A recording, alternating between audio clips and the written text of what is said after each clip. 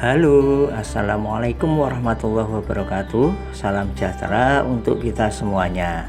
Semoga kita selalu diberikan kesehatan dan keselamatan ya. Dan jangan lupa bahagia. Ketemu kembali dengan Pak Awi di Mapel KWU. Setelah minggu kemarin kita telah membahas perencanaan usaha kerajinan yang terinspirasi budaya lokal. Kali ini kita akan melanjutkan ke materi administrasi dan pemasaran usaha kerajinan dengan inspirasi budaya lokal non-benda. Baik, tidak usah berlama-lama, langsung saja kita ke materi. Administrasi secara umum ada dua pengertian. Yang pertama adalah usaha dan kegiatan yang meliputi penetapan tujuan serta penetapan cara-cara penyelenggaraan pembinaan organisasi. Pengertian yang kedua, administrasi merupakan suatu proses yang terdapat pada semua bidang usaha. Administrasi berupa fakta yang diperlukan dalam perencanaan secara rinci yang meliputi catatan akurat, formulir, serta laporan yang merupakan tugas administrasi. Administrasi berfungsi yang pertama sebagai planning atau perencanaan, yaitu rincian penyusunan dan perumusan rencana yang diserahkan kepada sekelompok orang atau staf perencana. Akan tetapi penetapannya merupakan tugas dan tanggung jawab manajemen.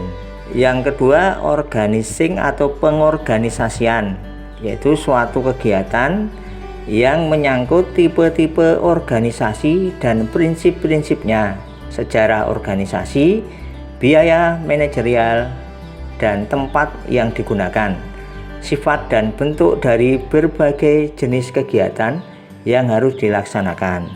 Ketiga, leading atau kepemimpinan, yaitu merupakan fungsi manajemen yang melibatkan kegunaan fungsi, pengaruh, dan memotivasi karyawan meraih sasaran organisasi.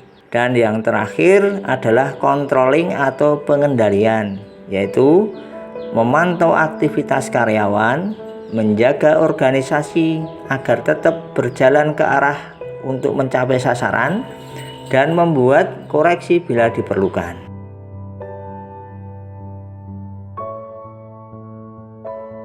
Ciri-ciri administrasi.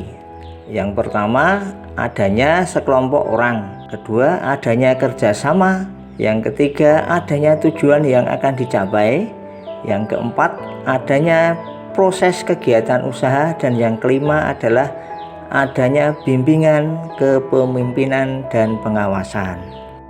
Maksud dan tujuan administrasi yaitu agar wirausaha atau pemilik usaha dapat memonitor usaha, mengamankan usaha, mengevaluasi usaha, menyusun program pengembangan usaha, menunjukkan bukti usaha, dan mengambil keputusan untuk pengembangan usaha.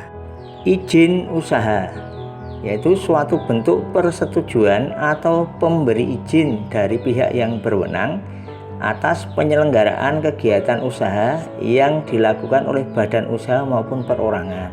Maksud dikeluarkannya izin usaha adalah untuk memberikan pembinaan, pengarahan, dan pengawasan dalam kegiatan usaha serta menciptakan pemerataan kesempatan berusaha.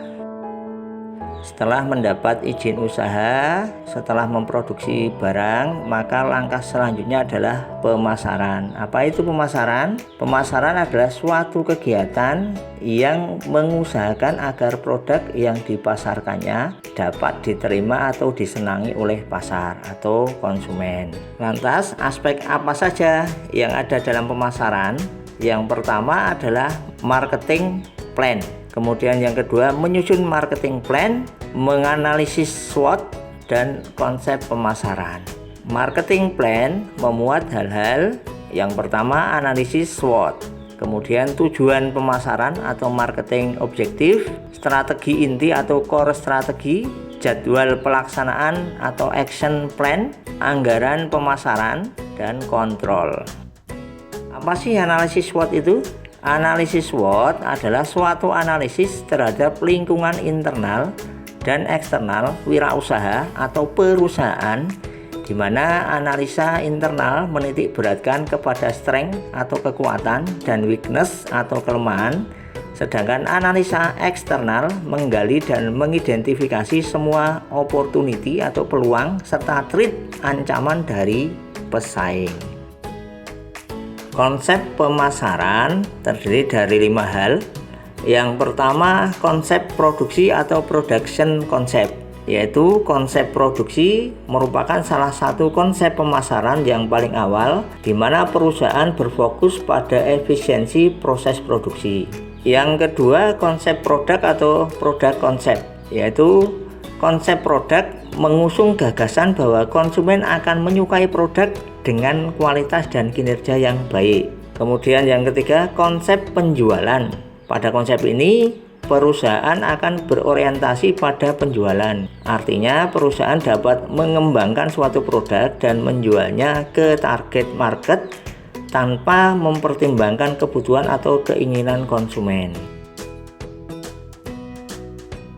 Konsep pemasaran, maksudnya perusahaan yang mempercayai konsep pemasaran ini akan menempatkan konsumen sebagai fokus utama mereka. Mereka akan memahami apa yang menjadi kebutuhan dan keinginan konsumen serta menjalankan strategi pemasaran sesuai dengan riset pasar mulai dari konsepsi produk hingga penjualan. Yang terakhir adalah konsep sosial. Konsep sosial pemasaran masyarakat akan mencapai atau berusaha memberikan layanan sebaik mungkin melalui pemenuhan kebutuhan pokok konsumen, keinginan pasar yang dituju, hingga metode pengiriman yang lebih unggul dibandingkan kompetitornya. Oke, sampai di sini dulu video pembelajaran kali ini. Jika anak-anakku sekalian masih kurang jelas, silahkan ditulis di kolom komentar disertai dengan nama dan kelas. Terima kasih sudah mengikuti pembelajaran pada hari ini. Jangan lupa selalu like, comment, share, dan subscribe channel YouTube ini.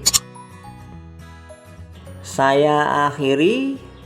Wassalamualaikum warahmatullahi wabarakatuh.